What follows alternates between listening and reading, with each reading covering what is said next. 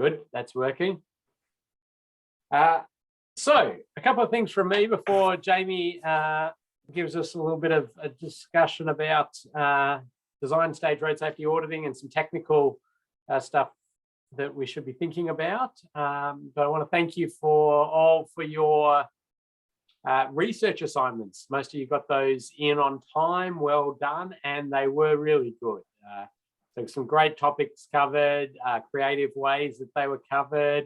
Yeah, we're going to be sharing those in Moodle so everybody can have a look at the wonderful work of others and learn a little bit about another topic. But I'm going to give out a few prizes. I said I'd give out some prizes.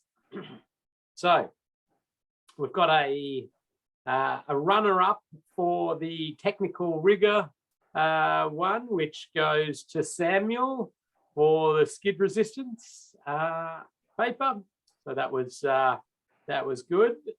But the winner of that one for the slip lane is Chris.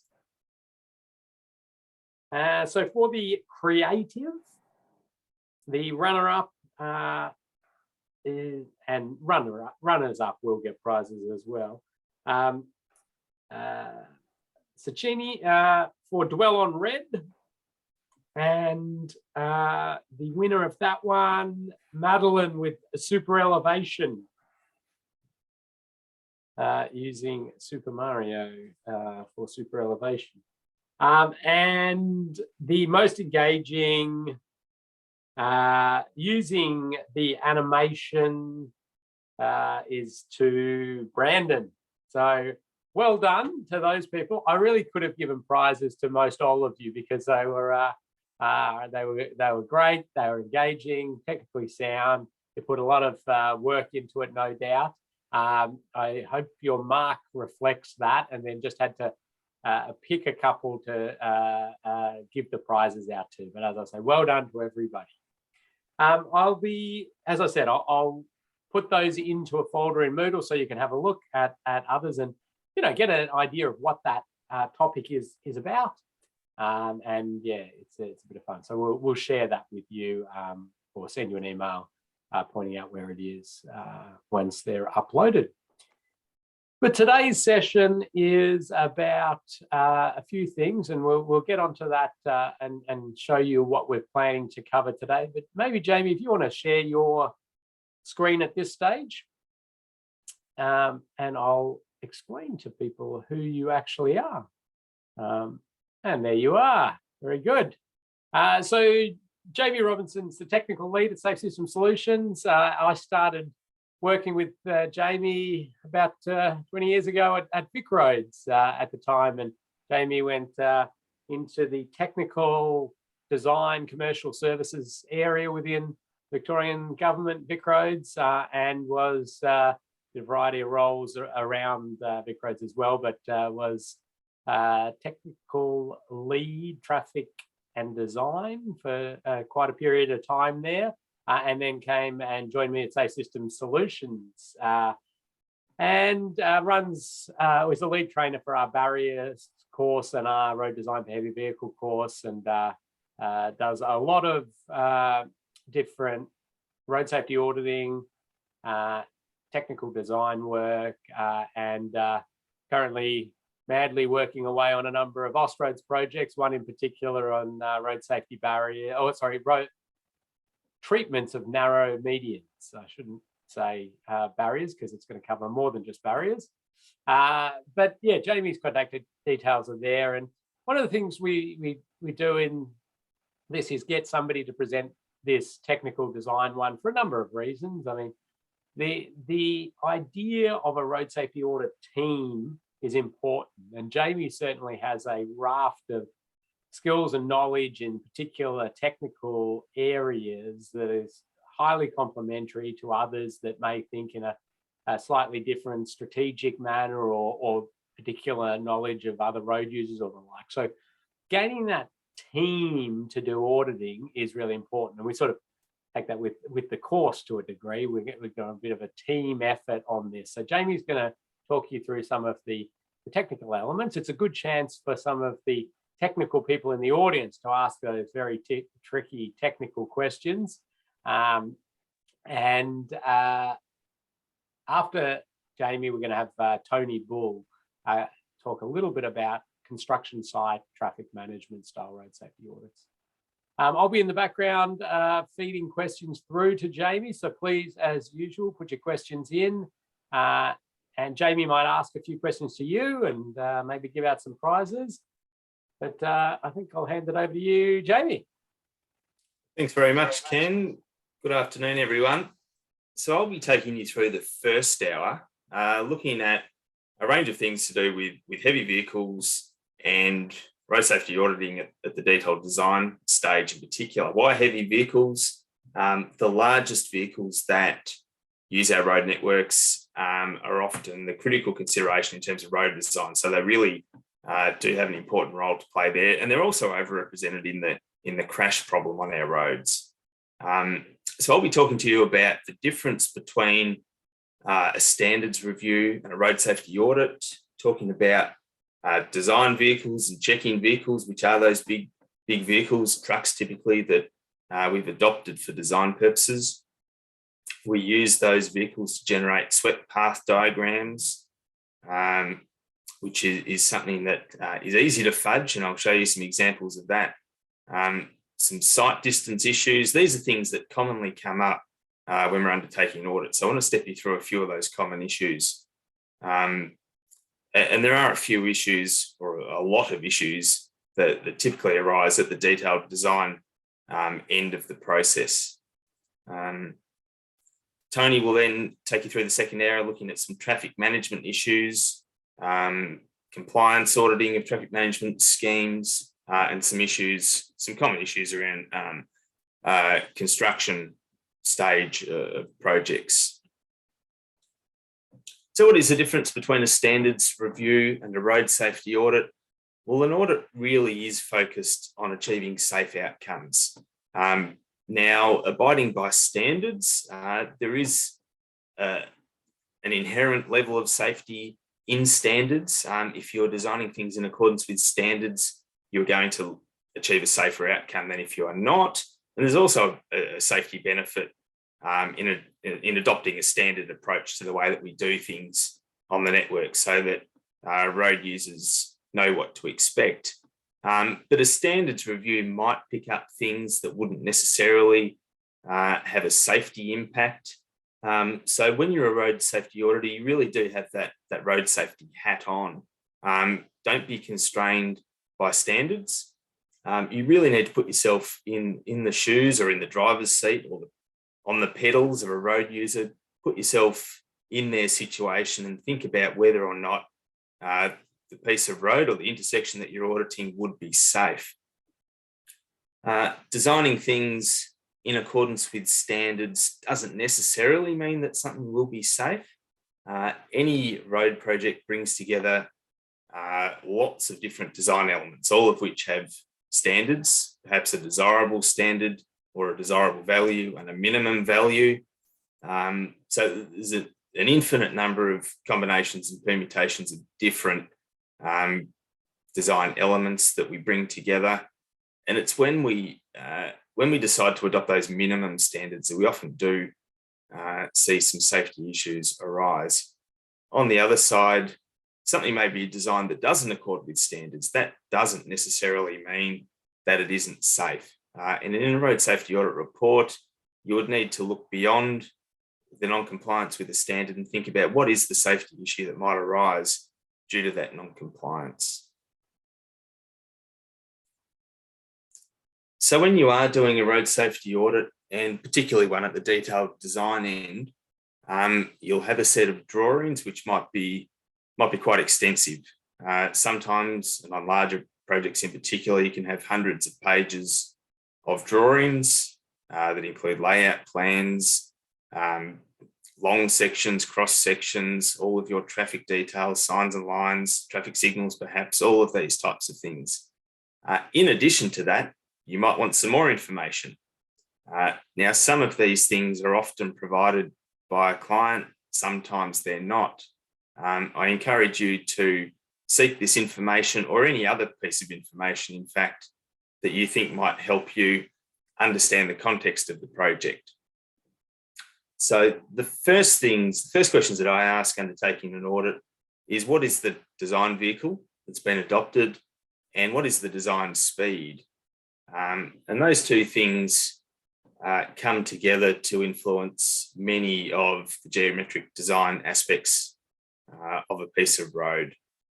Things like the horizontal and vertical geometry, they affect site distance requirements, and obviously space at intersections is a big one that heavy vehicles influence. Swept paths should be generated as an integral part of the design process for intersections. It's sometimes the case that they are provided with a set of drawings. If they are not, and you have any concerns about there being enough space or too much space for heavy vehicles, I encourage you to seek those. And if the design is not forthcoming or can't readily provide those, that's a bit of a red flag. That should have been undertaken, as I say, as an integral part of the design process. It can be useful to have some traffic information, in particular the number and type of vehicles, numbers of pedestrians and cyclists. These things influence, the exposure to certain crash risks that you might identify. The crash history of the site. I do know some auditors that like to know this, others don't. I like to understand what crashes might have occurred at a site, but if you do have that information, you do need to be careful not to put the blinkers on and think that crashes of those types are the only things that can go wrong. Crashes often are really quite random in nature, and unless there's a sort of particular trend of multiple crashes of a similar type, often you shouldn't read too much into the crashes that have occurred. If audits have been undertaken at previous design stages or even at the existing condition stage, it's often useful to have those to be able to check off items, see if they've been addressed, and for your own learning as well, to see what another auditor might have picked up at an earlier stage. Certainly for larger projects, it is typically the case that the projects will be audited at more than one design stage. So if you're undertaking a detailed design stage audit, it's likely that there is an audit available that was undertaken at perhaps the concept or functional design stage.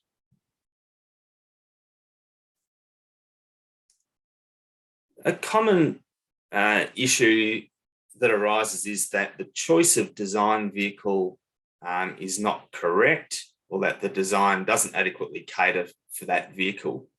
Now, I've mentioned that term design vehicle a few times.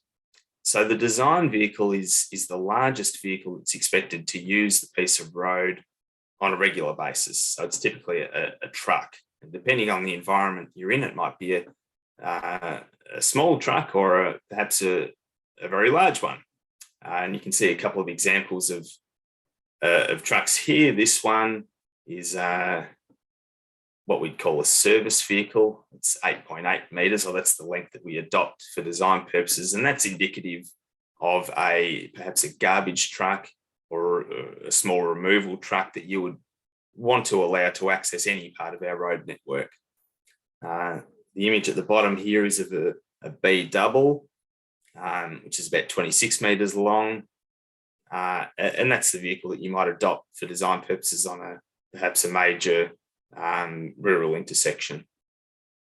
Increasingly, we're seeing larger vehicles again than this B double on our network with the introduction of larger combinations.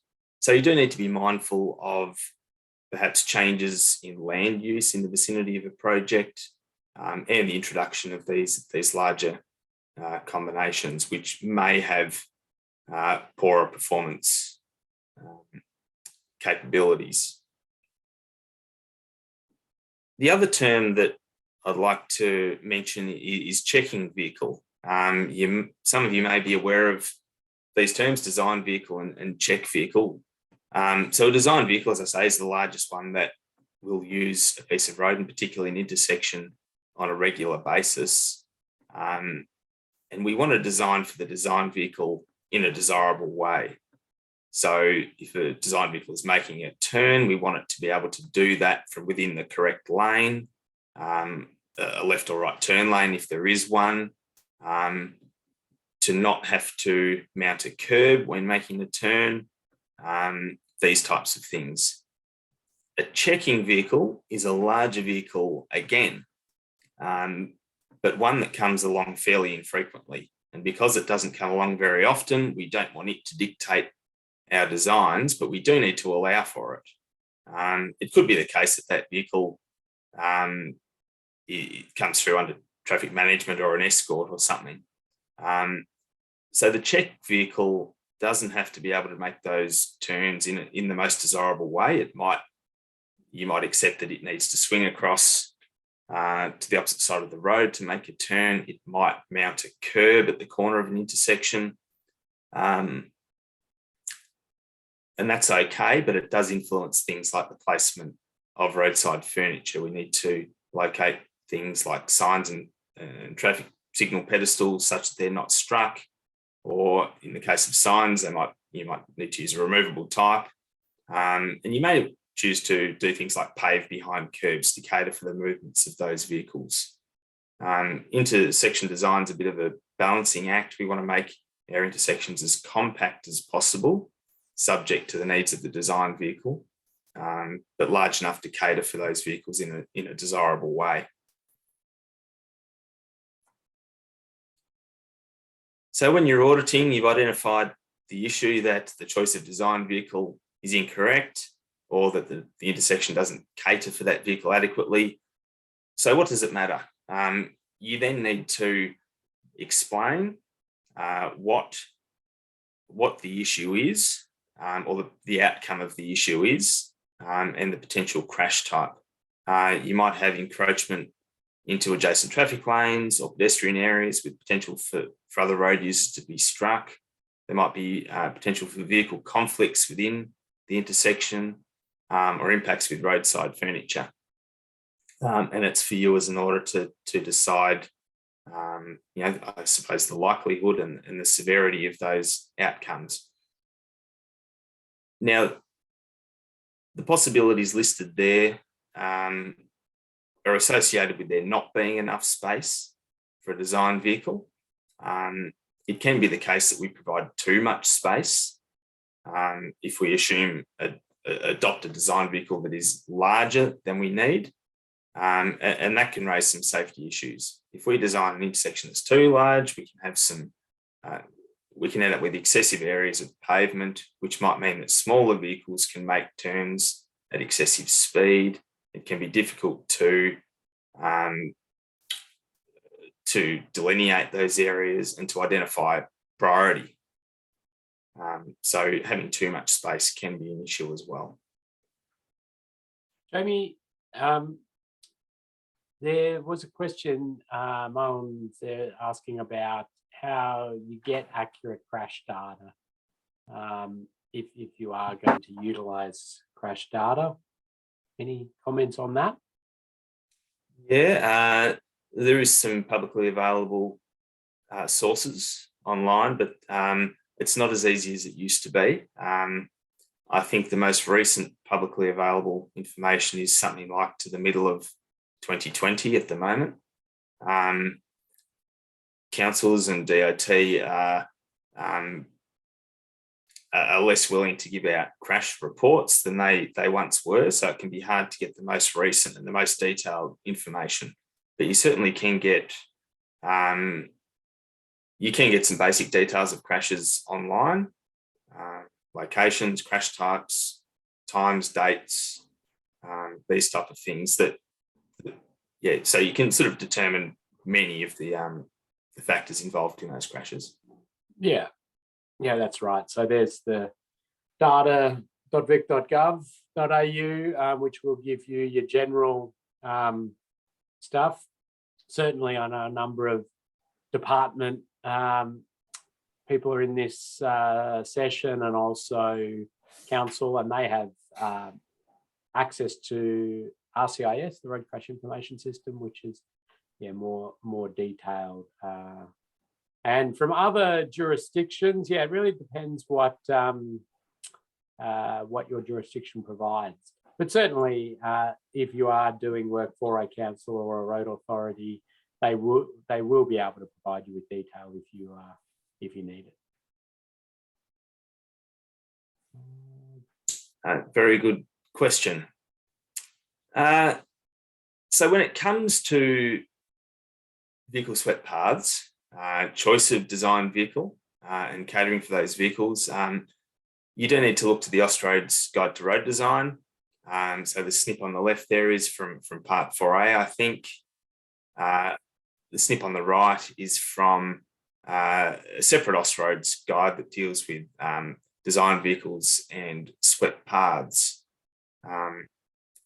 So I did say earlier that a road safety audit certainly isn't a design review, but you do need to be mindful of the relevant standards, and particularly at the detailed design end of the spectrum, need to consider these things, and then go on, if you identify a non-compliance, to think about the safety issue and the risk associated with that.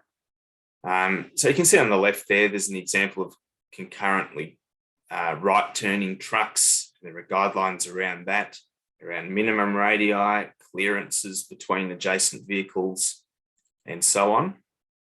The Austroads guides provide these swept path diagrams for a range of common design vehicles. This one, I don't expect you to be able to see it, is a semi-trailer, a 19-metre long semi-trailer, which is a common design vehicle. It's turning on a 20-metre radius, which corresponds to a turning speed of approximately 15 to 20 kilometres per hour. So for each designed vehicle, there are a range of different radii that we can choose to use for turning movements. The smallest of those radii should be reserved for a mandatory stop situation. So if you've got a stop sign or some other situation where a vehicle would be required to stop and can then turn on a particularly tight radius, you might use that minimum radius. In a different situation, perhaps a signalised turn, you would expect that the vehicle might arrive at the signals on a green light and turn with some speed, perhaps 15 to 20 kilometres per hour, and you need to adopt a more generous radius. Now, these swept paths these days are generated using computer software like AutoTurn, which, as I mentioned, is quite easy to fudge. So you do need to be mindful of these standards and have them in mind when you're reviewing any swept path diagrams. A good and transparent swept path diagram will show some of those key dimensions, but it's often the case that a designer might look to show that a swept path or a vehicle turn movement can occur within the available space, rather than generate the turn movement in a desirable way or in accordance with these Austroads guidelines. And this is one such example. You can see the truck approaching from the right in purple. He's doing some funny things. It is desirable that we cater to a single radius turning movement on a desirable radius in accordance with those Austroads guides. In the case of this purple truck here, you can see lots of different lines, and it does get a bit confusing. The line, if you can see my mouse here, we've got a line down the middle of the vehicle, which indicates its centre line, or the centre line of its travel path. It sort of travels straight into the intersection, short, sharp turn, then relatively straight again, another fairly sharp turn, and then depart. Another thing that I will point out is these little arrowheads that if you squint, you might be able to see along that centre line. So we've got one there, another and another. They basically indicate a mouse click when using the software, or a change in direction by that vehicle. So that's, with all those different changes in direction, that's not the way that we would expect a driver, an unfamiliar driver at least, to decide to negotiate this turn. And it's certainly not a desirable way to turn through the intersection. If this purple swept path had been drawn on that desirable radius, we would have seen it extend further into the intersection, and we would likely have seen quite an overlap between those swept paths. It's obviously a highly constrained location here. You can see the property boundaries in blue here. There's no room to spare. It appears that an intersection layout has been determined that fits within the available space, and then some swept path diagrams have been plonked on top, when in fact the desirable practice is to do things the other way around. Generate your swept paths and then design the intersection, curb lines, islands, medians, all of those things around those swept paths, to ensure that adequate space is available. So what is the issue associated with an intersection that doesn't cater for that movement in a desirable? That is your task as an auditor to determine the level of risk associated with this. A few things that will feed into that determination include the number of heavy vehicles likely to make those turns, and I suppose the likelihood of two trucks arriving from opposing directions at the same time. This is something that could be managed out through the signal phasing at this location. If it was split phased such that the right turns couldn't occur concurrently, then this would be issue would perhaps not be eliminated, but would be mitigated to a fair extent. Ken, was there a question? Thanks, Jamie. It was one from a little bit back. Dan's asking, is it better for a design vehicle, e.g. a semi, to turn from an adjacent lane and keep curb return small, i.e. R11, to control light vehicle speeds, particularly if there are pedestrian crossings? So for the truck to turn from further away from the near curb, that's how I take that. Yeah, a good question. It's a bit of a trade-off, isn't it? If you design for that truck to turn from near to the curb, your intersection size is going to blow out, and that's going to increase your pedestrian crossing distances and have various impacts. I suppose the assumption there is that a driver understands that that's what they should do.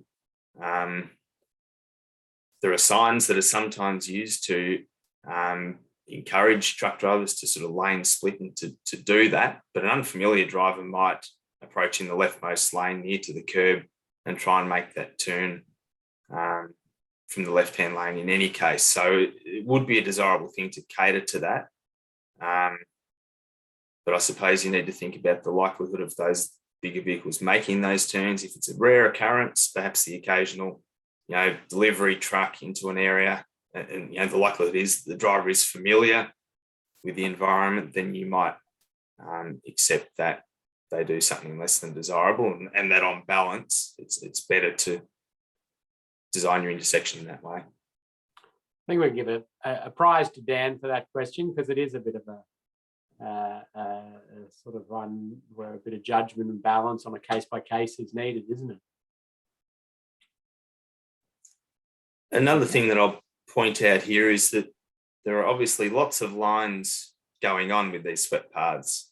The designer can turn on and off lines that represent different things. I mentioned the centre line of the vehicle with the arrowheads. We've got some dashed lines which represent the wheel paths.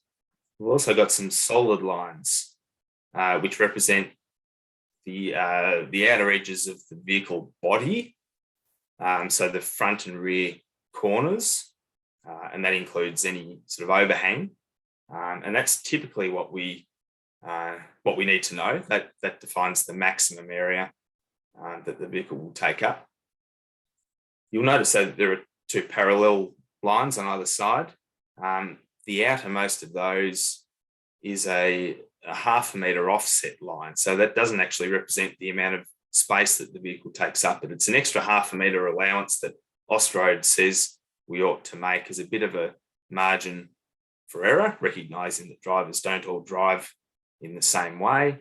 And Austroad says that we should provide that half a metre clearance to curbs, to roadside furniture, and things like that.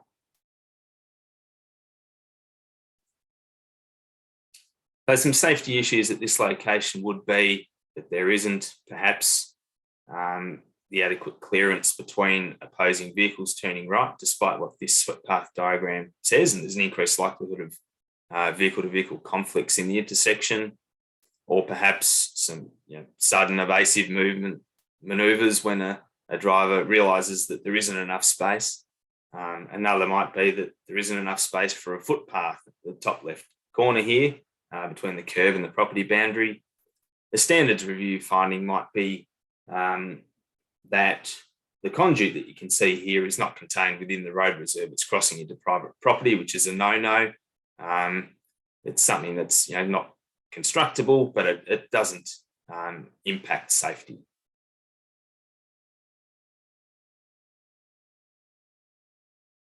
Here's a better example of a swept path diagram. Again, lots of lines going on representing different things. But in this case, you can see it's a little more transparent. You can see a dimension here indicating that the radius that's been used to the outer wheel path, this dashed line, is 12.5 metres, which is one of the common radii or standard radii in accordance with Austroads. You can't see any of those arrowheads.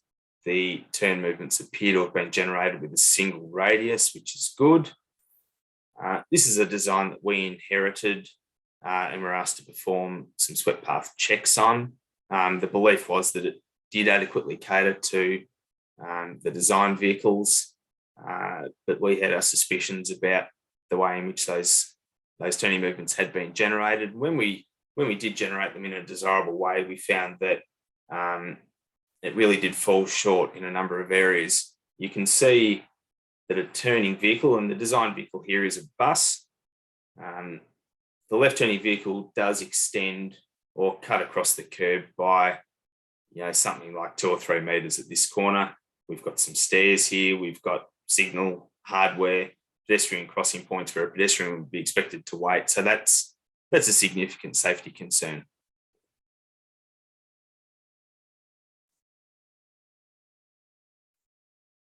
If we look at some other movements at the same intersection, a vehicle turning right out at the same time as a vehicle was turning left into this side road, there is a significant overlap in the swept paths of those two vehicles, maybe a little bit of encroachment behind the curb here, but perhaps not much to worry about. So again, that is something that we shouldn't be designing things in this way. Sometimes due to constraints, we have to compromise. But when we do that, we should be taking steps to mitigate risks, to alert drivers to potential conflicts, to encourage lower speeds, and so on.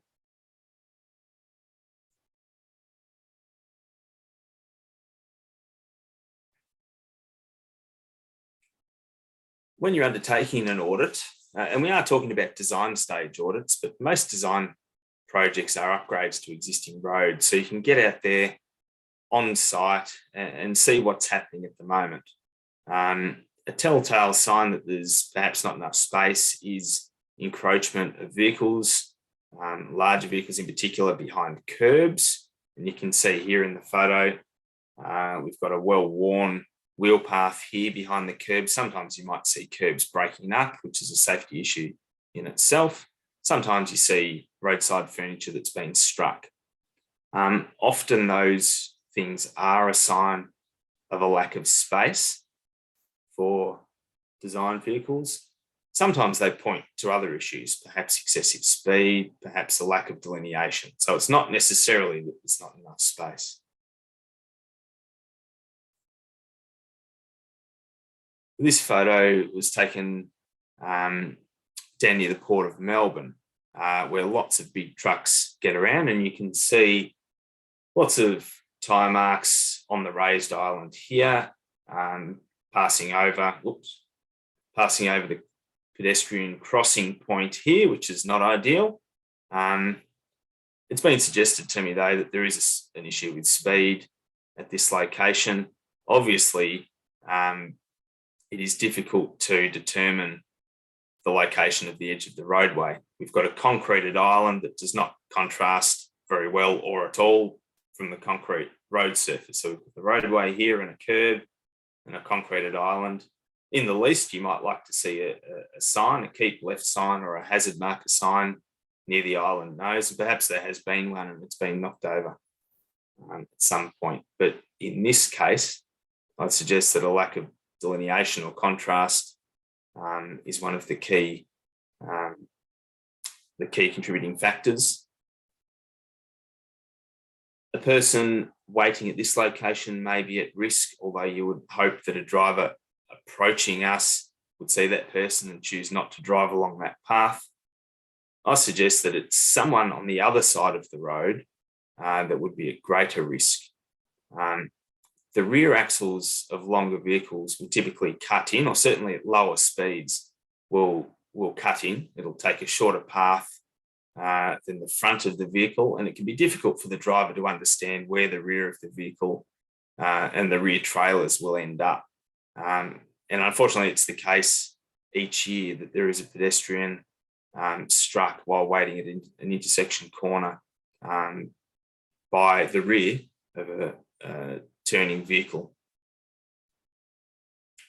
So I'll just sort of stress that point, that turning trucks and longer vehicles, and you see it in the swept path diagrams, they can take up widths that are 3 times and 4 times as much as the width of the vehicle itself, and that's because the rear trailers and axles of the vehicle will cut in at lower speeds. The faster the vehicle goes, the more closely aligned is the path of the rear of the vehicle with the front of the vehicle, and actually at high speeds, the rear of a turning or a truck on a curve can actually track on the outside. But at intersections where vehicle speeds are low, there is a significant cut-in effect that we need to be mindful of. So, Jamie, there's a question again around the turning of large vehicles, and are they allowed to encroach into adjacent lanes to make that turn? Is that acceptable? Is it just safety issues there? It's similar to what we talked about with Dan, I suppose, but maybe potentially even into opposing lanes and the like. Generally not. It depends on the frequency of that particular vehicle needing to do that. And I suppose the traffic volumes, the likelihood of a vehicle being in a collision situation with that vehicle, on an isolated low volume road, it might be a more acceptable thing than in a high volume built up environment. But as a general rule, you should be designing for that designed vehicle to make its turns in a desirable way.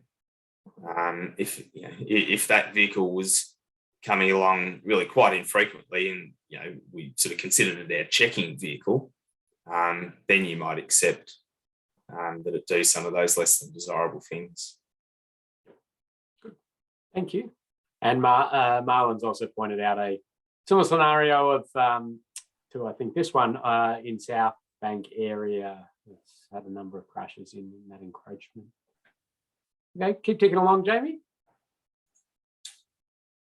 So this is something that we see a lot. Signs such as give way signs lying flat on the ground, which can be a pointer, or either to a lack of space for larger vehicles making turns, or perhaps an elevated likelihood for some reason of vehicles departing the road. So if you see anything like this at the roadside, it's a bit of a red flag, and you want to think about what's happened there and what can be done to mitigate the risk of vehicles cutting the corner or leaving the road at locations like this. Another prime example is a keep left sign on a splitter island. You see it all the time that these signs and knocked down.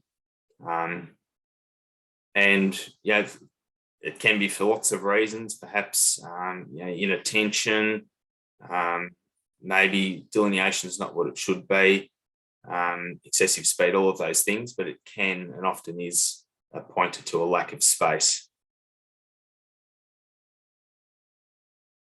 Any questions on design vehicles, swept paths, checking vehicles, any of those things before we move on?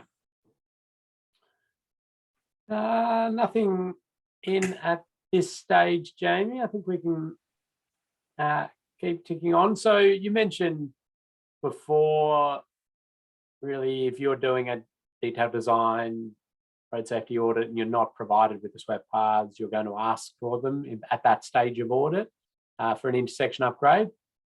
If it was an intersection upgrade, I would be. You need to be ensuring that the intersection caters to the vehicles that it should, and also that it's being designed, as I mentioned earlier, to be as sort of compact as possible, which generally leads to safer outcomes. Certainly, if you see some layout plans and you have some questions, or you have a sense that some larger vehicles aren't catered for, then you should be asking for that information. If you don't foresee any particular issues, it might not be critical to have that information. Okay. All right, keep ticking along. The next common issue I wanted to talk through was around sight lines. Now, there are lots of different standards and guidelines around sight lines and sight distance. But I suppose in the first instance, when you're auditing a project, you can put yourself out on site, drive through intersections, enter from driveways and side roads, walk across the road at pedestrian crossing points, do all of these sort of things, and think about whether or not you can see far enough to feel comfortable to make those movements. So we need to ensure that there's adequate sight distance, from the driver to approaching vehicles, to other road users such as pedestrians, to the pavement. You may have heard of approach sight distance and stopping sight distance, crossing sight distance. There is a list as long as your arm of different sight distance requirements that the Austroads Guides to Road Design go through. But in the first instance, as I say, you can get a sense for the available sight distance as part of your field work as part of an audit. It's often the case that sight lines are obstructed, perhaps by the road alignment. If there's a horizontal curve with an obstruction on the inside of the curve, that can be an issue. If there's a vertical curve with a crest, that can limit sight distance and be an issue. And certainly if horizontal and vertical curves are co-located, then that can further impact sight distance and increase the likelihood of other crashes, and particularly run-off road crashes. Parked vehicles can obstruct sight lines, particularly at intersections, and this is often something that's debated. Some people think of parked vehicles as sort of a temporary obstruction, and I think the Austroads Guides word things such that you can interpret it that way, and that you perhaps shouldn't consider a parked vehicle as a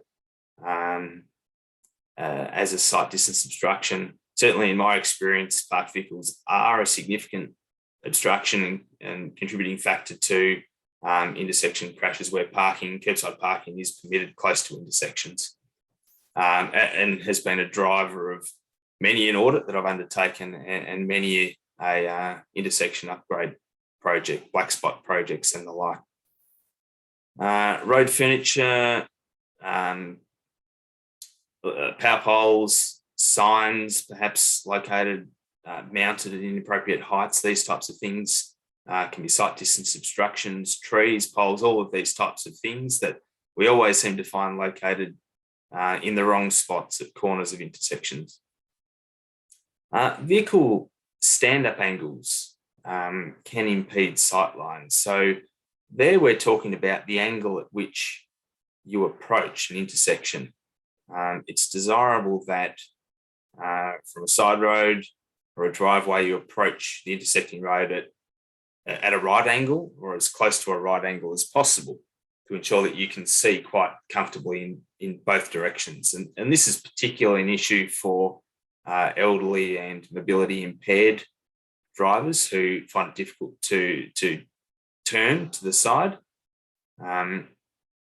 It is the case where we have more acute angles that crash rates increase.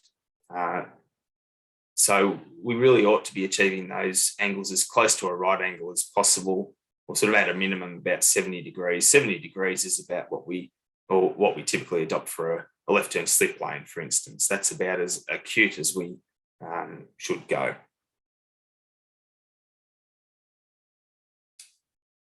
I mentioned that there are many different sight distance requirements. We might have a poll question here, I think, Ken, around, and there it is, SISD. I invite you all to answer, what do you think SISD stands for?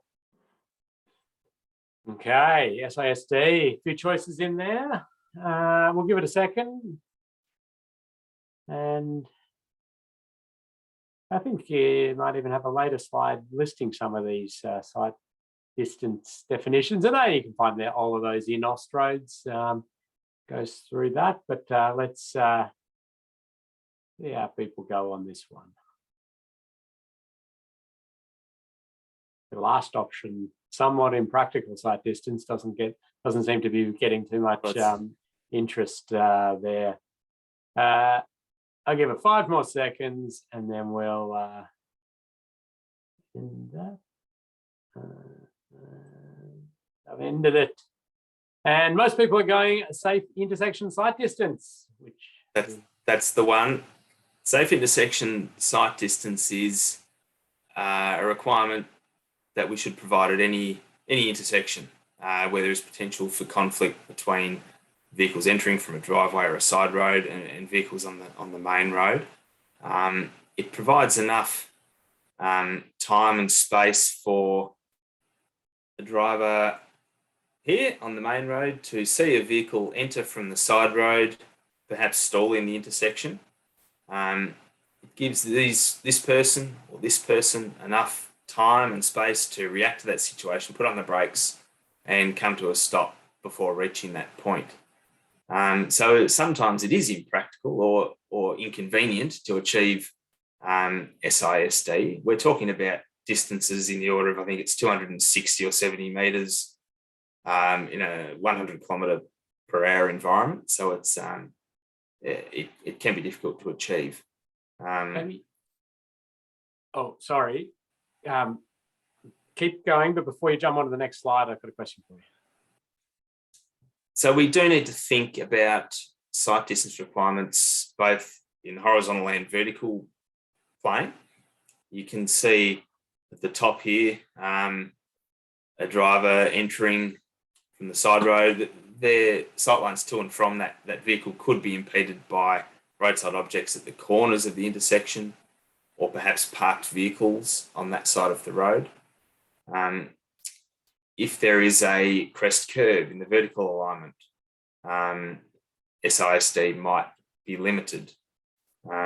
Another thing that I will point out on this slide, which is a snip from the Austroads guide, it talks about the distance from the edge line or the lip of channel that we measure our sight distance from, which in this case is 5 metres back, desirably, or 3 metres at a minimum.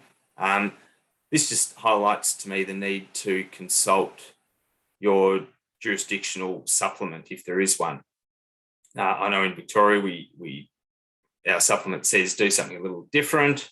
We measure this distance from the conflict point here rather than the edge line or the hold line, and I think we go back 7 metres from that conflict point, and that caters to situations where you might have a wider approach. You're effectively providing a left turn or a right turn treatment, and you might have perhaps a 6 metre wide approach lane effectively. So Jason's asked a good question, and Jason, we're loving your questions. Please keep them coming in. It's around sight distance at roundabouts. So Jason's mentioned the vegetation within a roundabout and sort of blocking some sight distance there, but also probably on the approach to the roundabout. And I mean, I suppose the theory is there around if you intentionally block sight lines on the approach to roundabout, vehicles might slow down more because they can't see from a very long distance that they have priority because there's no vehicles coming. So maybe entering in faster. Any thoughts on that? It's an interesting one. Yeah, and there is that school of thought that limiting sight distance approaching roundabouts can be a good thing because it encourages lower speeds. Austroads, there are requirements around providing sight triangles at roundabouts. So the design practice is to provide good sight distance to vehicles approaching the intersection from other legs.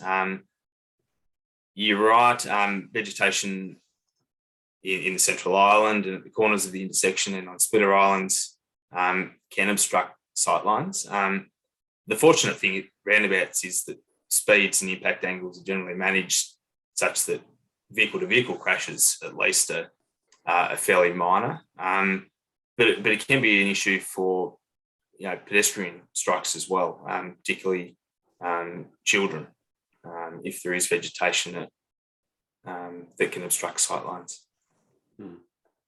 Yeah, so I think, as you say there, if you follow or use the Austroads Guide to Road Design Part 4B, which is roundabouts, which talk to you about sightlines, I think that's your safer thing, is to try to keep within that and deviate from that. I'll talk a little bit about in our next session about motorcyclists at roundabouts and cyclists at roundabouts. There's got some particular challenges and smaller things within some of the sightline blocking areas can be a challenge there. But yeah, we'll have a bit more of a chat about it. Good, thanks, Jamie. Let's keep kicking along.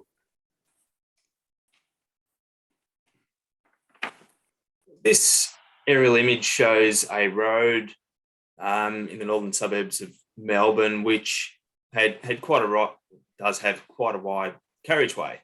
And the practice when traffic volumes were high and there weren't many parked vehicles was to make this operate as a 4-lane road.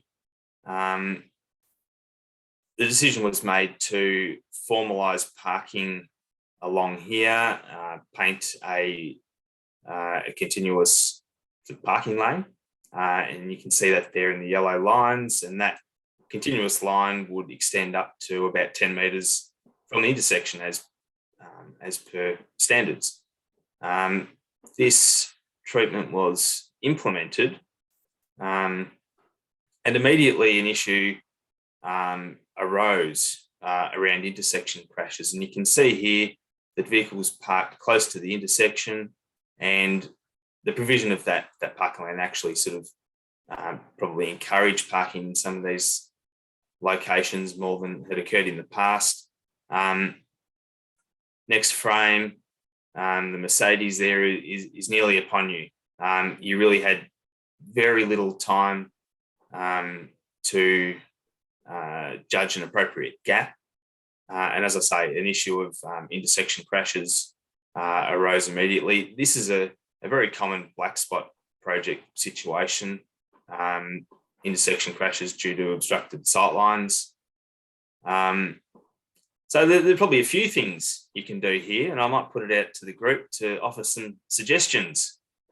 Okay, let's see what people might think there. So, yeah, sight lines impeded by parked vehicles or parking spots there.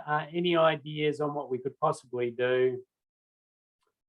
Now, Ibrahim's put in a good point, which is his question, and I think there's a little crazy clause in one of the Australian standards, because Ibrahim's asked, would this fall under dynamic visual obstruction, as in it's not an actual sight distance blocker because it could potentially not be there? Is that is that how it's thought about, or is it actually thought about like a fixed sight distance issue? I'd have to brush up on my guides, but I think there is some room for interpretation around it. To me, it's a fixed sight distance obstruction, and should be considered in that way. But I think there is room to interpret it another way if you were so inclined. Yeah, certainly as a road safety auditor, I very much agree with that, in the sense of, we're not gonna play around with obscure letters of an Australian standard here or there. It's blocking sight lines. It's a sight distance issue, but it's a good question. So we're seeing some ideas come in there. Some people wanting to get rid of the first or second or a few car parking spots. Push the stop line, the hold line forward a bit. Blister island or a curb out stand, and some limits of parking. Bring the traffic forward on the side road. Yeah, okay, so moving the hold line out. Limiting parking hours, so some time-based ones. Close the side road. So a good few ideas. The idea of a convex mirror of some description on the opposite side of the road. What are your thoughts on that one, Jamie? Look, not typically used in this situation, but it could provide some benefit. Look, I would favour some of the other solutions before I went to that. Those sort of mirrors more used on sort of concealed entries. But I like lots of those answers. Removing parking obviously would help. Often that's easier said than done. And without physically implementing something in that space, you can't be sure that a vehicle wouldn't park near to the intersection. Constructing a curb out stand certainly would do that and allow the hold line to be brought forward and open up sight lines. If we're doing that, we need to be mindful of not pushing that out too far to sort of create a squeeze point and take away space for cyclists, these type of things. But that would also assist pedestrians crossing there by shortening the crossing distance. Great stuff. Yeah, some really good answers and ideas in there. Convex mirror one is interesting. We're putting together a little bit of a fact sheet on the use of mirrors, just because it's something that comes up a lot. I certainly early on in my career got very sternly told to never use one on an arterial road, and lots of reasons why. But in some situations it's that or nothing really, because you're not going to have the millions of dollars to try to realign or do anything like that.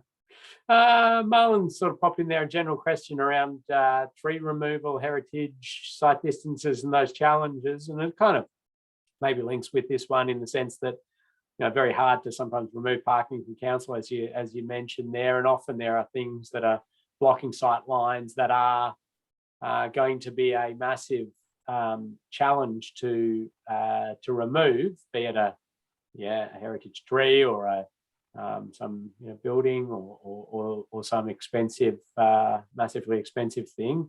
I suppose we'll keep it to a road safety audit answer, Jamie, because the overall project management challenges associated with these sort of things is bigger.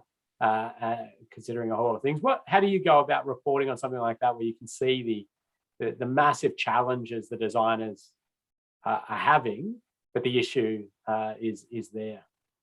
Yeah, it can really be challenging. The important thing as an auditor is not to get too hung up, I suppose, on solving the problem. The key thing to report on is the issue. It's sometimes the case that there isn't an obvious solution, or the solution isn't obvious to you. And in those situations, you might offer some suggestions, but don't preclude other possibilities too. The client or the project manager might or others involved in the project may be able to come up with some other solutions that address those issues. I know in New South Wales that the practice is for the auditor not to provide recommendations. Correct me if I'm wrong there, Ken. So it's, look, the key part of auditing is to identify the issue and risk rate it. I do encourage you to provide recommendations wherever possible. And when you're writing those recommendations, to provide options where you can, so that if you recommend one thing and that can't be done for some reason unknown to you, that the project manager just doesn't sort of draw a line through that audit finding and not do something at all. Yeah. Yep. No, I think that's right. We're obligated to still identify it, and as you say, try to do what we can to assist, and then that's our job done there. New South Wales continues not to provide recommendations at this stage in their road safety audits, but we'll see. They're doing a lot of discussion about whether or not that will change with the release of the 2022 version of the Australia's Guide to Road Safety Part 6, Road Safety Audit. It's been released now, and it strongly, I suppose, recommends the use of recommendations from the auditors to assist in the decision-making of the project manager. And a couple of more treatments came in for this one with potentially left turn facilities and vehicle activated signs and the like as well, which I think are potentially good ideas in particular situations. Well, you kick on, Jamie, because I see Tony's arrived in the room and he's chomping at the bit to present. Yeah, I'm mindful of the time, so I'll perhaps skip through the next couple fairly quickly. This is the slide that you're alluding to, Ken, that lists some of the key sight distance requirements. You may have heard of some or all of these: stopping sight distance and approach sight distance. They're numerically equal. The difference there is that stopping sight distance is measured from the eye height of a driver to an object on the road with an assumed height of 0.2 metres, which might be a rock or perhaps, in the worst case, a body on the road, and we need to provide enough space for a driver to react to that situation and stop. Approach sight and stopping sight distance is it's a mandatory requirement that we need to provide at any point on a road. Approach sight distance, as I say, is numerically equal, but we're measuring from the eye height of a driver to the pavement level. And this is particularly relevant at intersections where we might need a driver to be able to see pavement markings, turn arrows, starts of turn lanes, these type of things. Then we sort of get into some of the perhaps more nice to haves and harder to achieve sight distance requirements around providing enough space for vehicles to enter from side roads without impeding traffic flow, and so on. And there are many more, crossing sight distance for pedestrians, lots of different things. So if there are any questions on that, I'm happy to take them. Often sight distance checks are performed as part of a design, and you may receive a plan that demonstrates the available sight distance or that those checks have been done. And if you do that, that's a great thing. Or perhaps a design report accompanying a design will spell out the sight distance requirements and whether or not they've been achieved.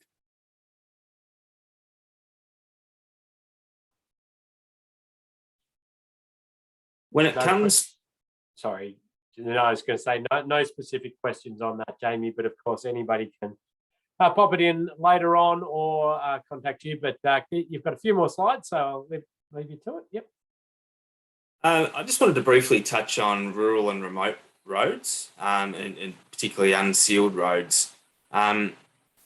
These are roads that are overrepresented in the crash problem, despite being very low volume roads. And there are a few key things that we need to be mindful of in these situations. Often they're long, straight, monotonous roads. It's where we experience a change in the alignment or the alignment or the environment that we need to alert drivers to those. So it might be warning signs in advance of curves and additional delineation at curves. Sometimes there are dips, drainage dips and the like that you might not be able to safely traverse at a high speed. Sometimes you see surface variability, corrugation and rutting that can destabilise vehicles. So there's a need for sort of regular inspection and maintenance on these type of roads as well.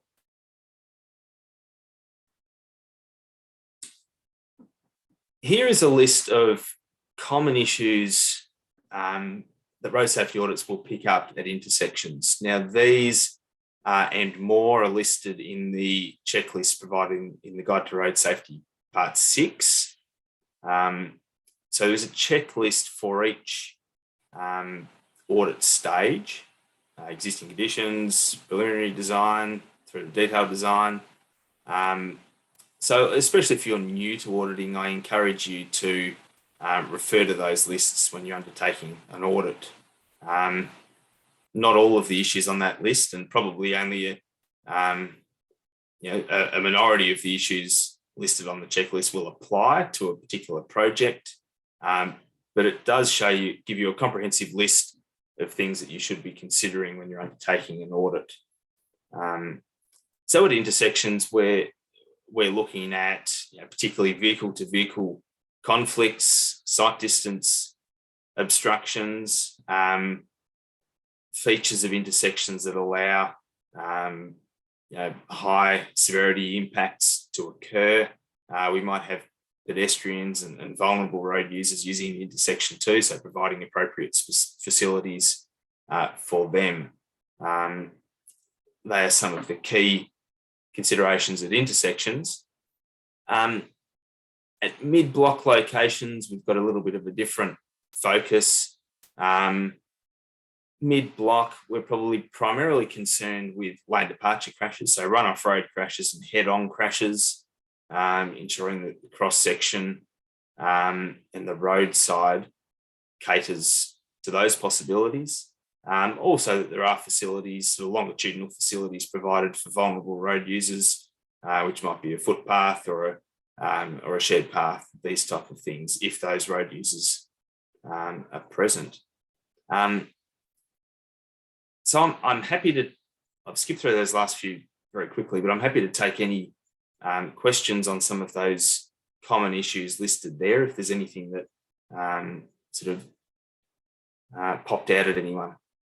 Well, a number of people did their research, little research assignment on some of these. So there's quite a few that have been covered there, and others will have the opportunity to have a look at other people's assignments, their videos or fact sheets or a set of slides and the like on some of these issues. But yeah, if anybody did want any further clarification on any of those, they are welcome now. Okay, nothing popping in, so we'll keep ticking along. Or is that your last slide? That's it from me, so perhaps I'll stop sharing. Okay, well, good. Okay, well, thank you, Jamie. We're going to give everybody just a 3-minute stretch break at this stage, and I'm going to make sure Tony can pop his video on. I don't think you've got that, but let's have a 3-minute stretch break, everybody, back into it, and we'll get Tony up and running. I think you've been allowed, Ken. Yeah, I think hopefully that should have done it. Maybe. There we go. Ah, there he is. Yes, excellent. And back from the dentist now, eh, Tony? Yeah. Are you eating pizza on the weekend? Crusty base, and I've cracked a tooth off. Actually, it broke it, and went to the dentist. Said, "Nah, look, I think it's time. It's had its life. You're going to be relieved of that tooth." So yeah, I'm wearing a bit of a numb lip and also a hole where that tooth was. Okay, we're getting a few comments. I did that with popcorn. Someone Done it with said. popcorn. But yes, it looked like a few people saying, don't blame the pizza there, Tony. You know, never blame pizza. I love pizza too much to give that up. I tell you, Ken. Right, share screen. Yes, let's just check. We've got. Cheerio. Okay, see you, Jamie. Thank you. Yeah.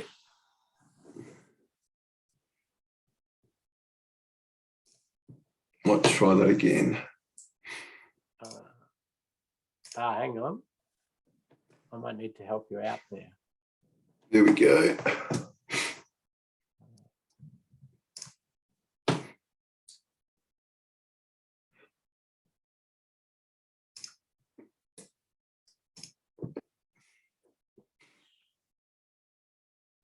Beautifully done. All right, we'll give it a minute just as other people get back in.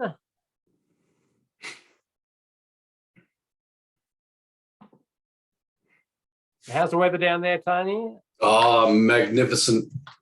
Very cold morning, but sunny. I think we're sitting on about 18, 20 degrees, so can't ask for any better. That's excellent. Good. And yourself, nice and... Beautiful day here in Melbourne. So, yeah, very nice. And we've got people from around Australia on this one. So good spread. Nice. Let's get back into it, I think. So, as mentioned at the start of this one, we are lucky to have Tony Bull here. I'll introduce Tony in a second, and he'll probably expand a little bit because he's got quite a varied background there. But I want to talk about construction site road safety auditing and the sort of specific way that we might think about that. Some of you will get into that and are involved in that, so a highly useful one. When we said to Tony, we want you to present, and he said, beautiful, how many days would you like me to present for? And we said, it's going to have to be a little shorter than that. So what Tony's done is he's been very kind, and he's put together a longer presentation and pre-recorded that, and we've uploaded that to Moodle. So those particularly working in this area and very interested in delving in much more detail can watch that longer one. This is sort of the summarized, higher level, bit of an insight into a few things to think about. But Tony is the Department of Transport Program Manager of Maintenance. You can hear the hesitation in my voice because change is happening all the time. You're right, Ken. Yes, but down in the southwest of Victoria, based in Warrnambool, and has been around Vic Roads, Department of Transport for quite a number of years in a variety of roles, and certainly done some stuff internationally, but spends a bit of time and has spent quite a bit of time in his career on things like the Australian Standards Committees and Austroads Committees and the like, assisting. And yeah, super passionate about safety at construction sites and good processes. So over to you, Tony, and I'll be in the background. Thank you very much, Ken, and welcome everybody. Why won't that? There we go. I gather that's gone to the next screen for everybody, Ken. Yep, looking good. Okay, thank you. So been around a while, over 38 years now with the Department of Transport / Vic Roads, and excuse me if I sound a little bit funny in the talking. As I said, I've lost a tooth on the weekend. Well, lost it today, but broke it on the weekend. So that'll be another saga to get fixed. Probably a lack of maintenance might have been in the early days that caused it too. So we'll let that one go. So yeah, I've mainly been involved in the maintenance and construction for those 38 years. But I've also been on, as Ken mentioned, on a couple of international projects with worksite safety, Indonesia, Philippines, and UAE in Dubai. And I'm also a road safety audit trainer as we today, but also look at the training in the traffic controllers, traffic management implementation, and the like. And Ken was right. I do now have a new role. We've gone under a restructure within the regional transport. And now I've been given the role of the Victorian Road Maintenance Contract Quality Assurance role. So we're moving in a bit of a different direction with our road maintenance. So yeah, the contracts will be, well, quality assured, but there won't be an alliance type arrangement. It'll be the contractor will be starting to manage programs, and the programs will work and the like. So we're moving away from any direct labour management and moving into the new world, like I suppose in the rail space and the like. So my area, it certainly is worksite traffic management. Been involved that for many years, and as Ken said, it's a bit of a passion of mine, and Ken talk about it for a while and a bit longer, but hopefully the next 20 minutes or so we'll cover off on a few areas. But please, and I may not be able to see the questions, but yeah, please put the questions up. Ken will interrupt me if we need to clarify anything, but happy to open the discussion rather than just having me talk. I'm happy to take on anything as we go along. This is our car park in Warrnambool. That we've got a customer service area where they do registration and licensing. They just put down a few dots just to have for the parking, and it was an interesting. I never ever thought of this parking as anything but 90-degree parking, and it's really the understanding of what people's perception of a situation is. And this is really important for road safety auditors to be able to look at a situation and think, well, what is the message we're trying, especially in the road construction and traffic management, what is the message we're trying to portray? What is the safe passage we're trying to provide? And is the message being given in a way that all motorists can understand it? Because, as I said, is it 90 or is it 45? Because we ended up with a situation like this in the car park. And this is a very real situation, but it's probably a simplistic way of looking at something. But if you look at the way we do some signing, are we actually providing the right message? And these dots probably didn't provide that right message, because it could have been seen as either 45 or 90. Whereas, us locals have been there for years and years, we always took it as 90. So, and as I said, as road safety auditors, these are where we need to take the blinkers off. We need to have that independent set of eyes looking at if it's one of my projects, I can do safety walks, I can undertake safety inspections and the like. But to have a look at from a road safety perspective, it really is having that new set of eyes look at those situations that could be seen as confusing and which have a potential to be a conflict point or potential to have an accident. So therefore, it's so important we have that independent look at the road safety audit. And this is a really important part of this as well. We've got standards, we've got guides, we've got codes of practice and the like. But this is it's not a compliance audit. This is a road safety audit. This is the audit that will, look at the safety of everybody who is using the site, whether it be the workers, the pedestrians, the motorists. We've got this whole audience that is going to use, not audience, there's a whole road users that are going to be utilising a site, and therefore we need to make sure that we're covering everybody off.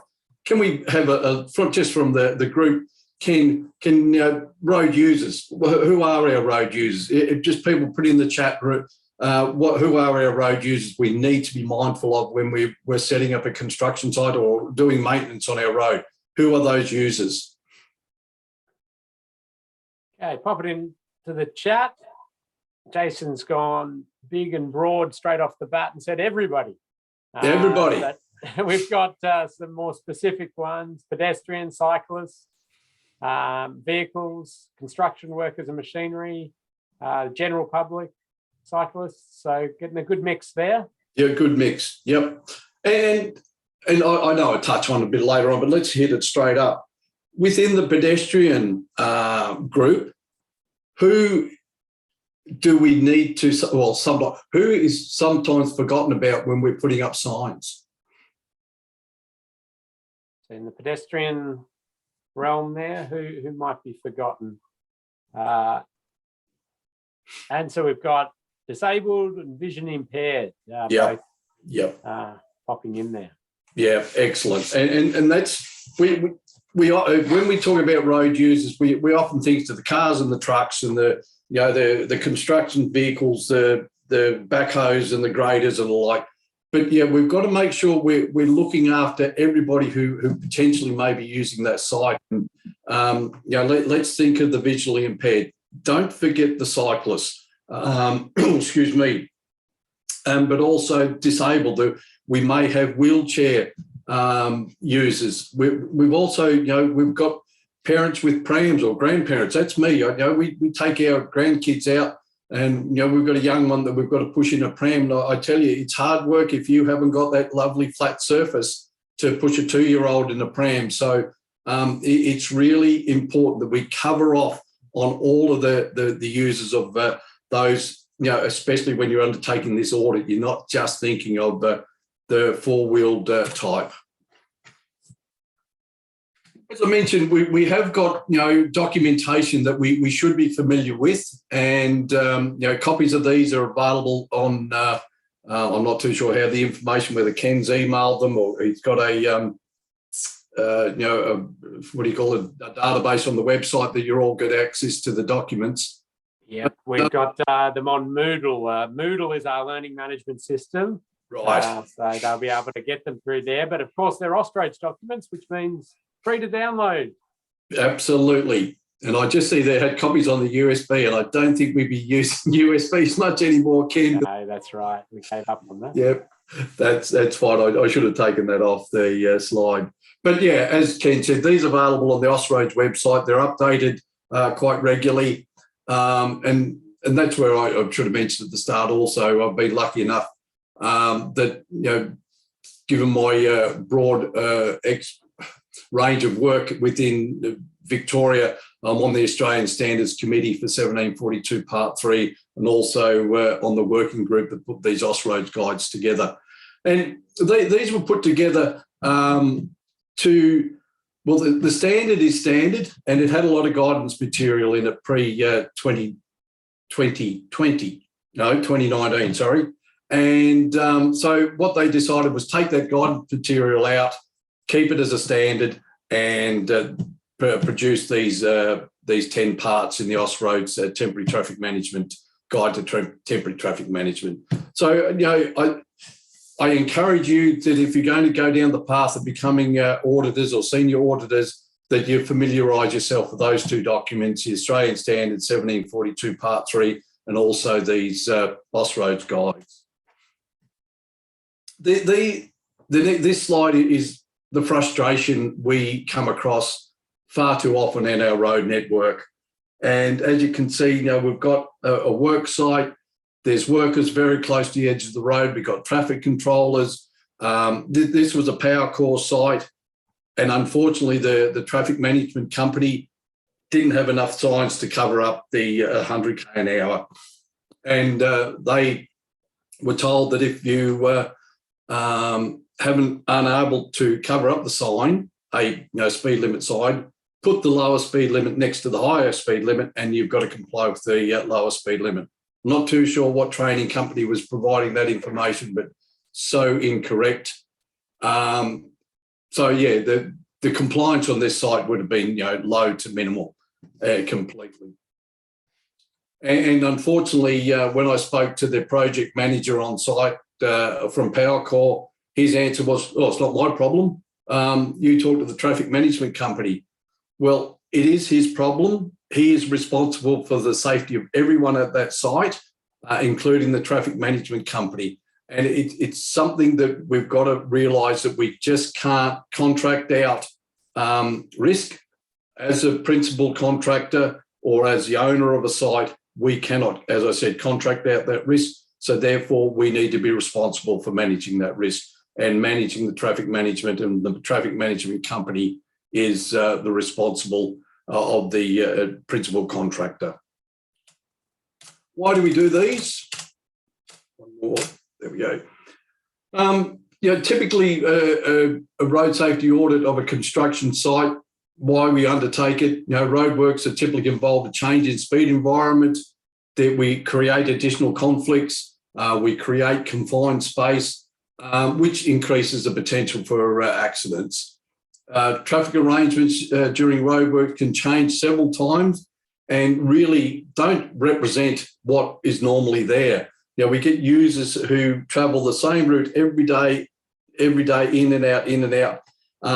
And then we change that. All of a sudden, those regular users, unless we sign it correctly and with the guidance of where to go through that work site, it can create confusion, and all of a sudden it does create conflict within that site. So it's so important we get the bollards, the travel path correct, our lateral shift markers, our speed management, ensuring there's clearance to the workers and the like, that we're managing all that to ensure we get that safe passage for not only the road users but also the workers. And unfortunately, the construction contractors, they're there to get a job done. And sometimes, from that power core slide, they don't really particularly concentrate on the finer points of traffic management, and therefore they're asking others to do that, which is fine, but we've got to make sure that it is operating as it should. And that's where the contractors need to have those checks and balances to make sure it is being managed correctly. We need to check that our standards arrangements are applied for consistency.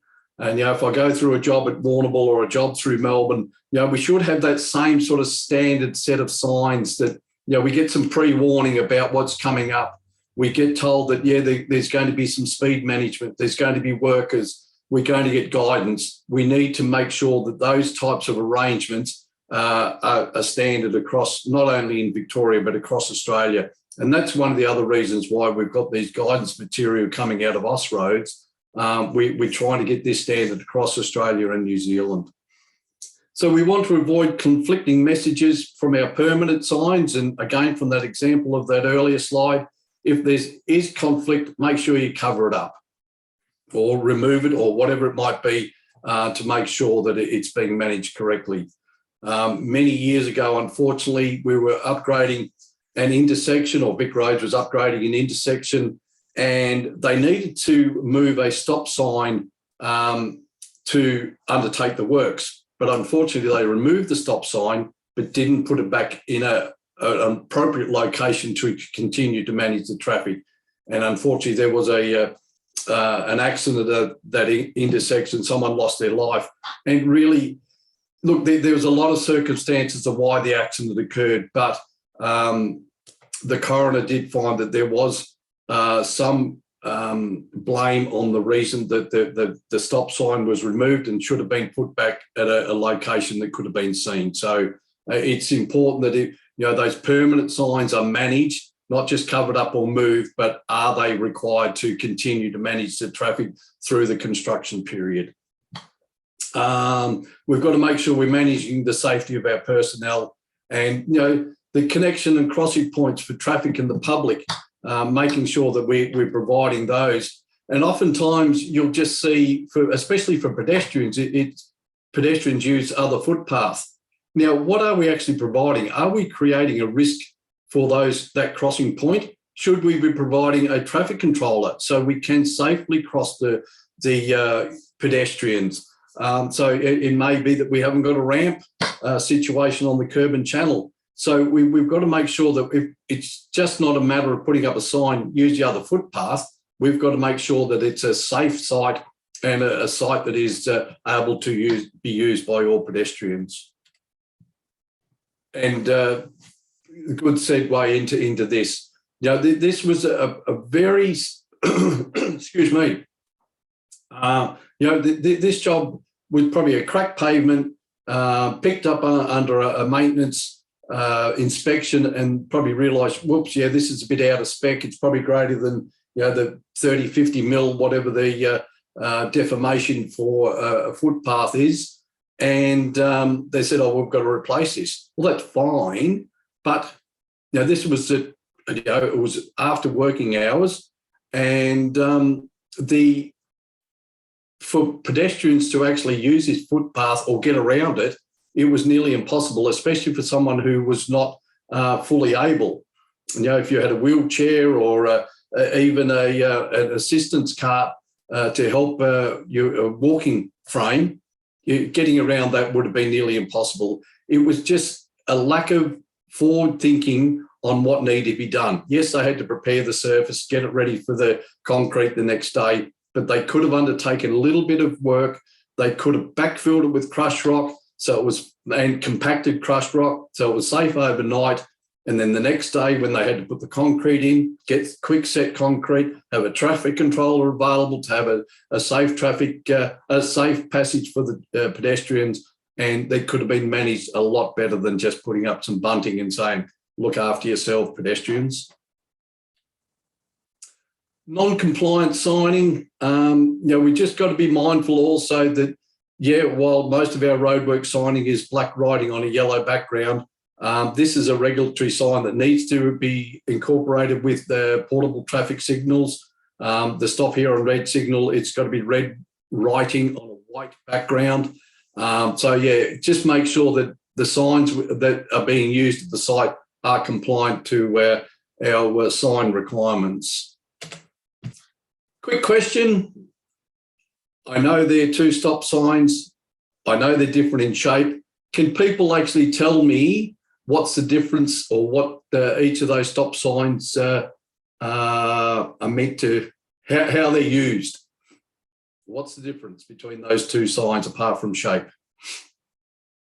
Well, Chris has said that the one on the right is the stop bat and left is the stop sign.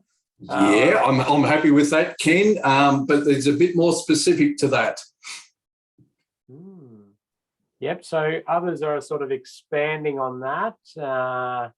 And so you mean sort of regulatory, what would be your requirements if you face one of those? Both are regulatory. Yeah, okay. And okay. There is a specific difference between those two in the way that as a road user, I should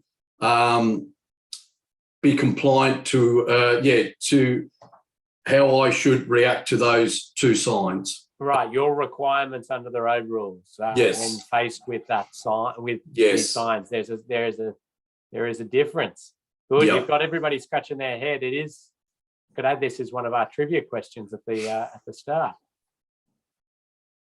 Okay, I think you might have to tell them because no. Okay, well the.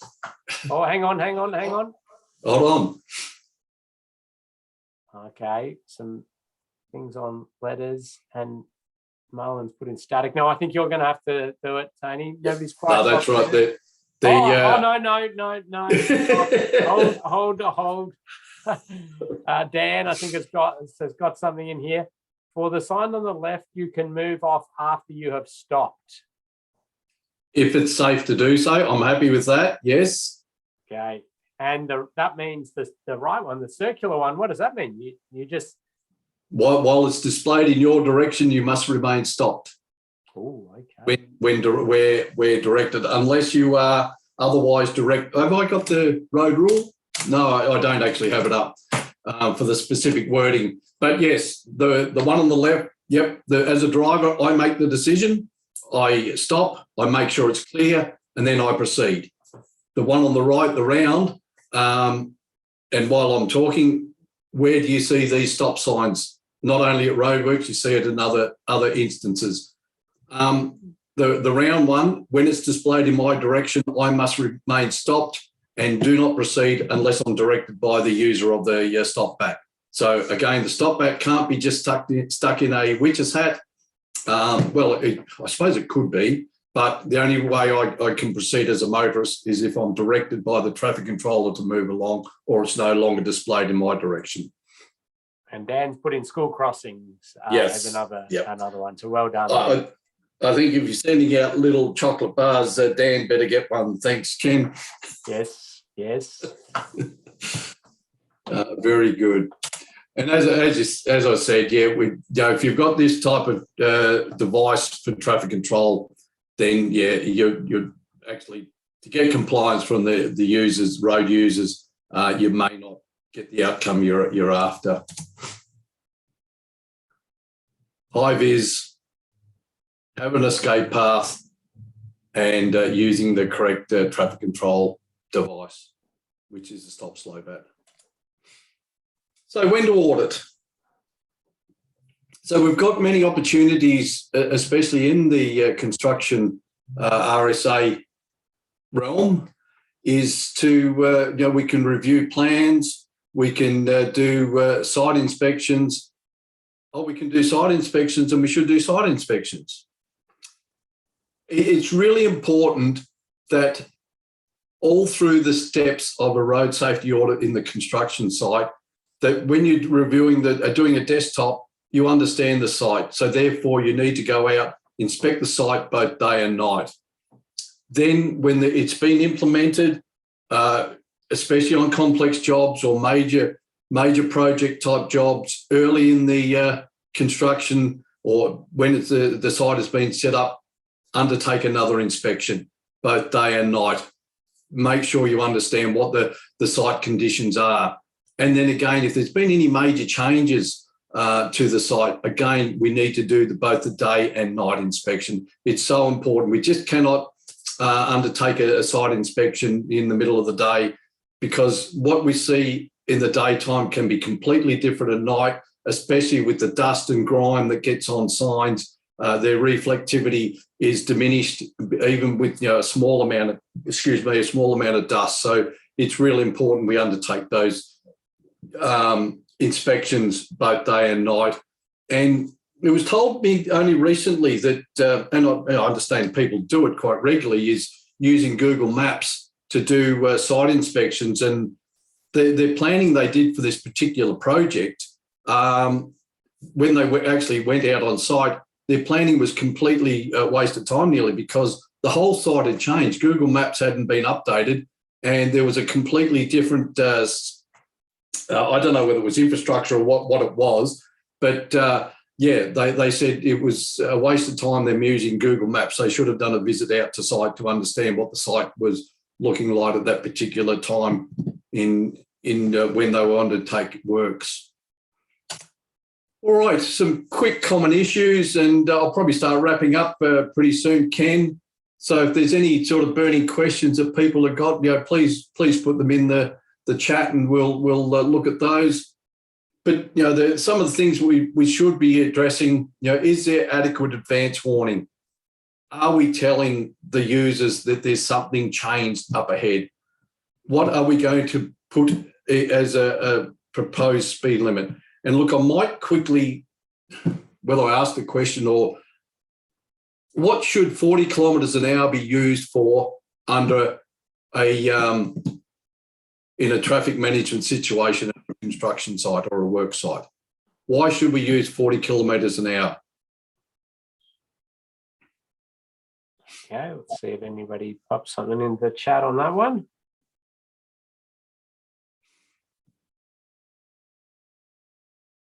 While I'll continue on, make sure that the selected layouts that are being used are appropriate for the site.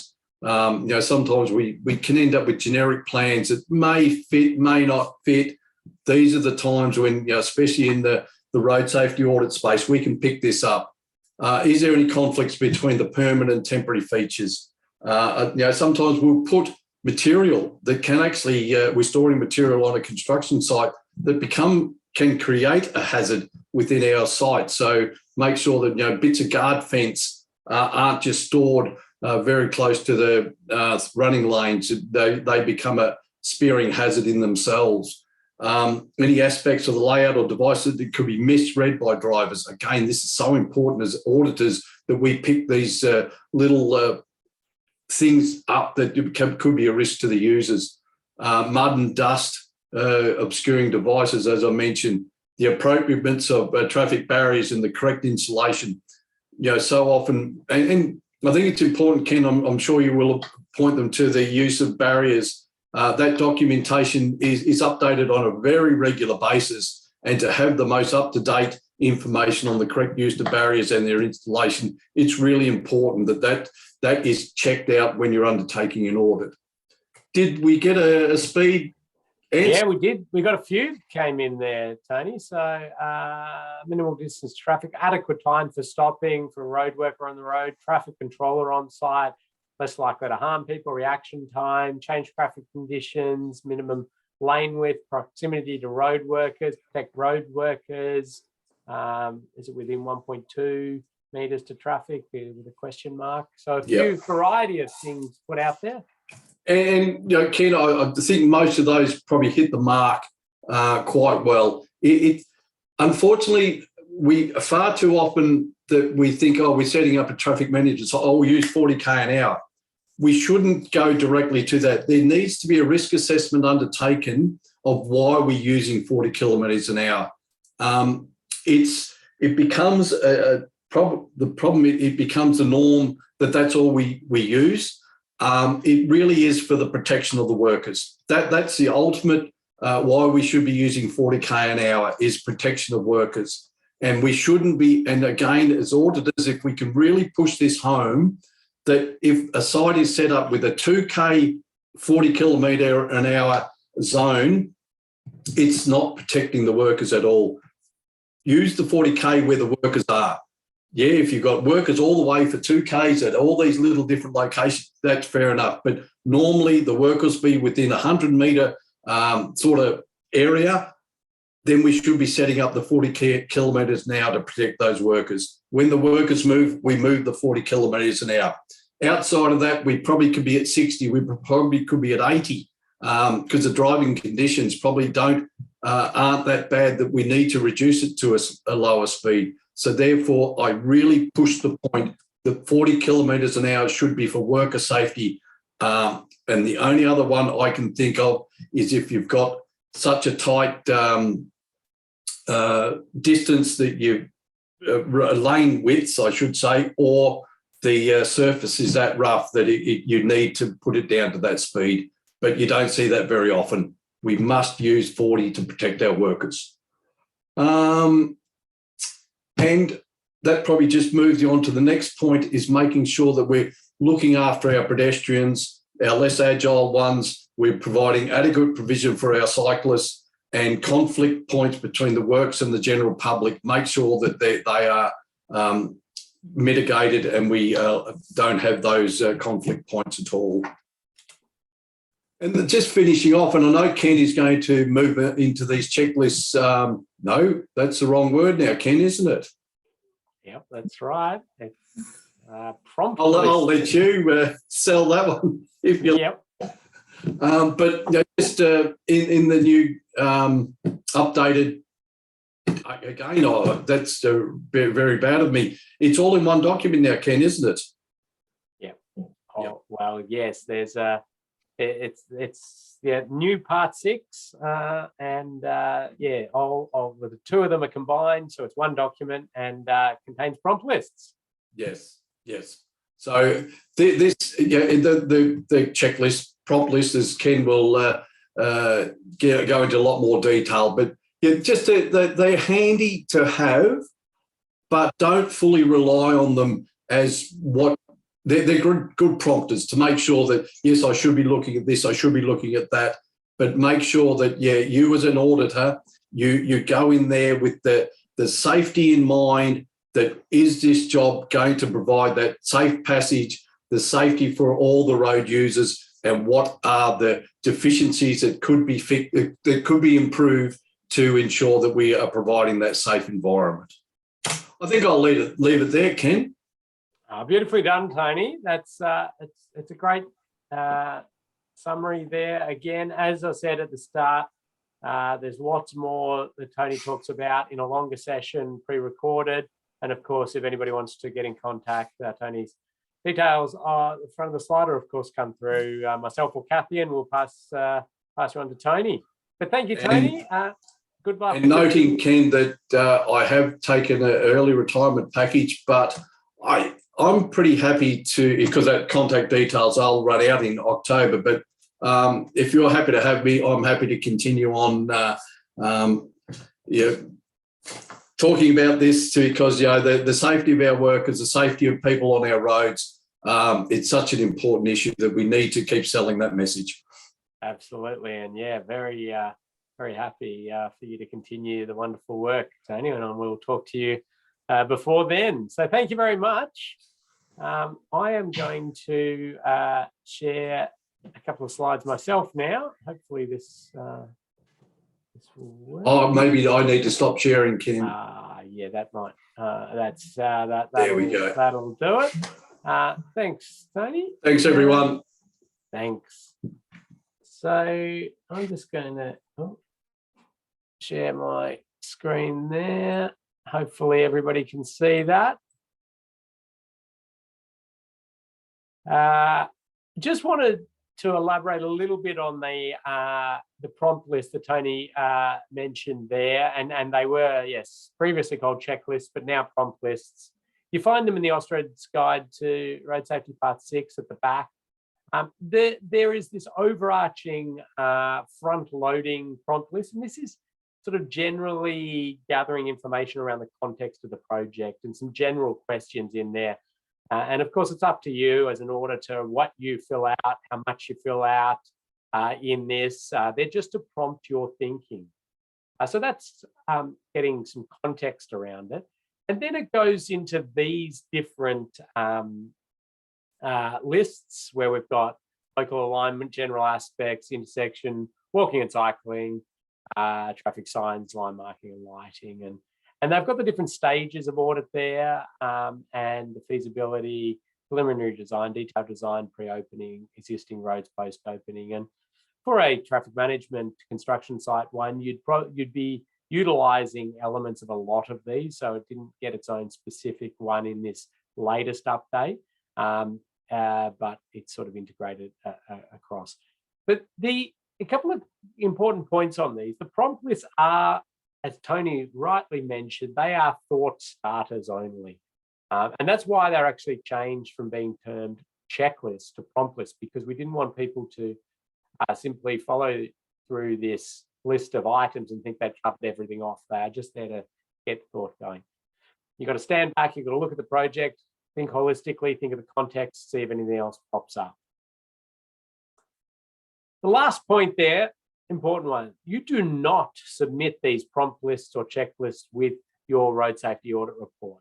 They are there only to help you behind the scenes and your audit team think through lots of stuff. You don't submit it. And you won't be doing it in the assignments, and you don't do it when you do real audits either. So that's covered off that. I'm just going to jump to Moodle and give you an assignment. You're into the meaty part of the course now. You've got some assignments coming up this week, and they're going to last over a couple of weeks. So hopefully you can see Moodle now there. Just type into the chat if you're not seeing that. But if we go to module 3, which we've just finished the content on, you've got the slides there. You've got Tony Bull's extra presentation there, and his presentation. You've got a quiz to do.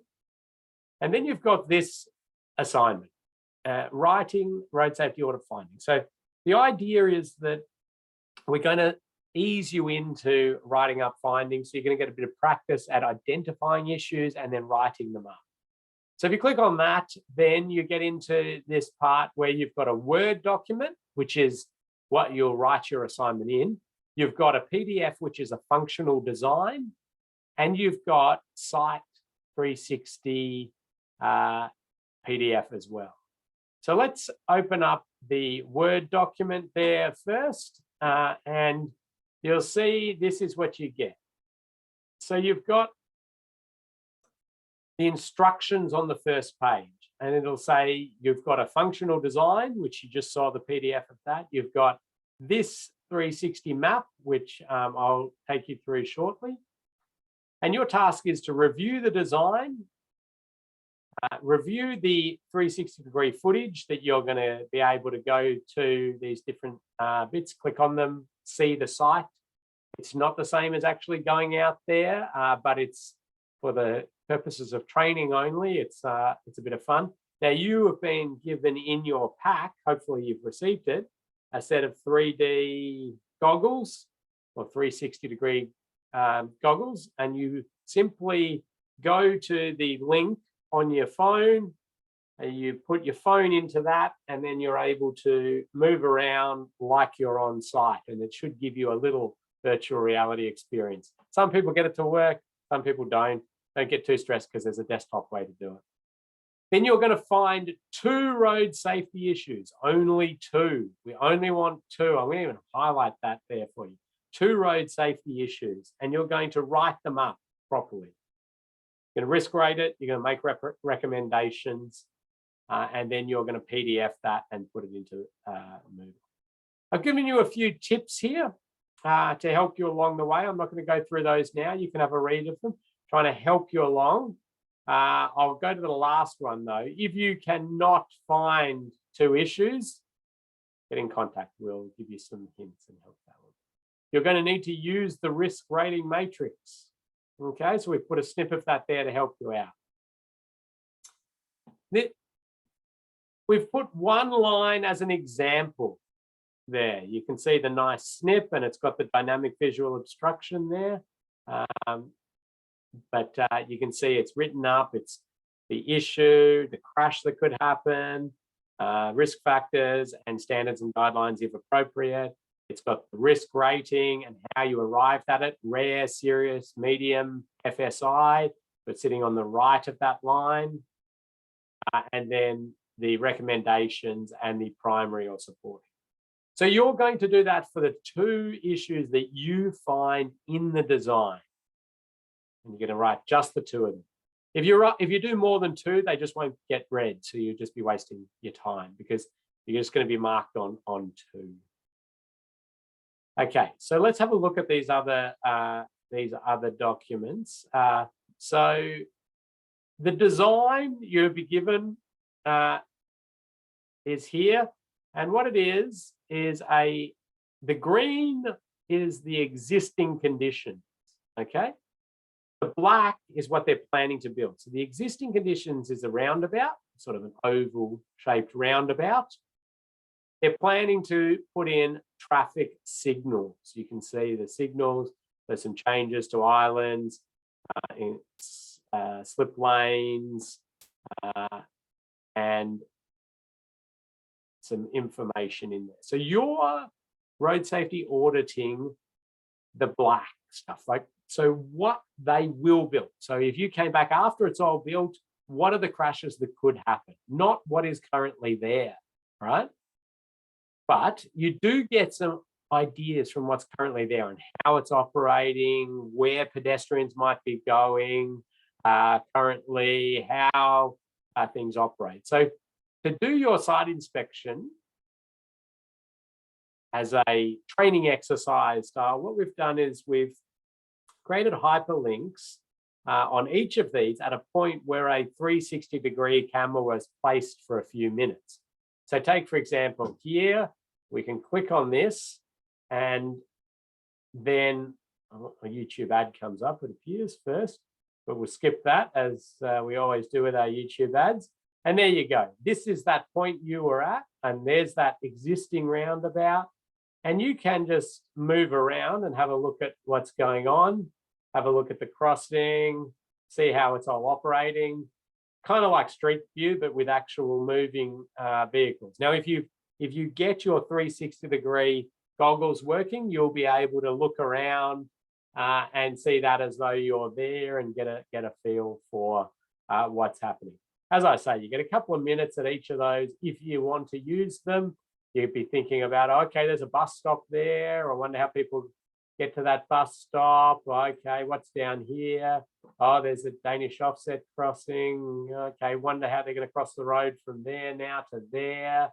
What's over here? Okay, that's interesting. We can see that. So, you'll be thinking through those different aspects. Then you'll be going back and saying, okay, well, okay, the bus stop is still there. That's interesting. I can see that. I wonder how that's now going to work with people coming through here. And they, okay, what are the angles of crossing here? And where are people going to go here? And you'll have a look around.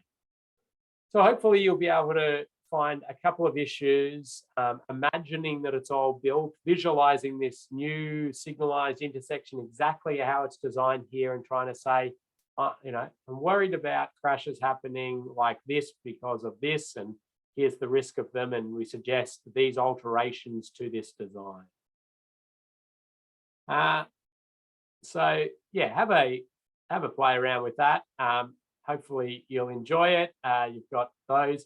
You've got some information here on the speed, so 70 km/h on Mount Dandenong Road, the Tourist Road 60, and Montrose Road 50. You've got some information on traffic volumes.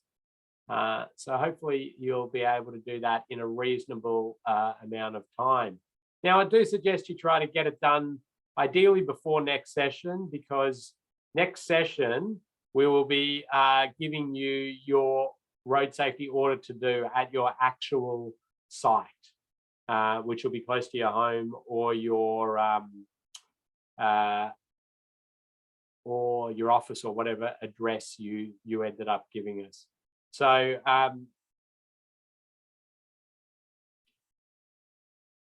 yeah, it's good to get that done. Get some feedback on how you're writing up audit findings and risk rating and those sort of things, so your next one will be even better.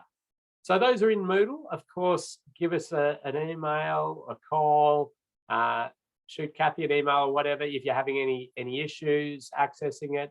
Do your quiz, just quick 10 questions. Hopefully this one's not going to take you too long. It can all be done at the desktop. You've got everything you need there, all the information. You could have a look at those prompt lists if that's something that you think would help you in thinking through, looking for issues, maybe if you're struggling to immediately identify any. But otherwise, I think you can get that done and upload it, and it'll be marked. So I'll just pause there, see if there's any questions. That'll do for today's session. You've got a few different speakers. It doesn't immediately look like anything's coming in, so look forward to seeing you a couple of minutes before the session on Thursday for a chance to win a prize. And we'll be talking about motorcyclists and cyclists.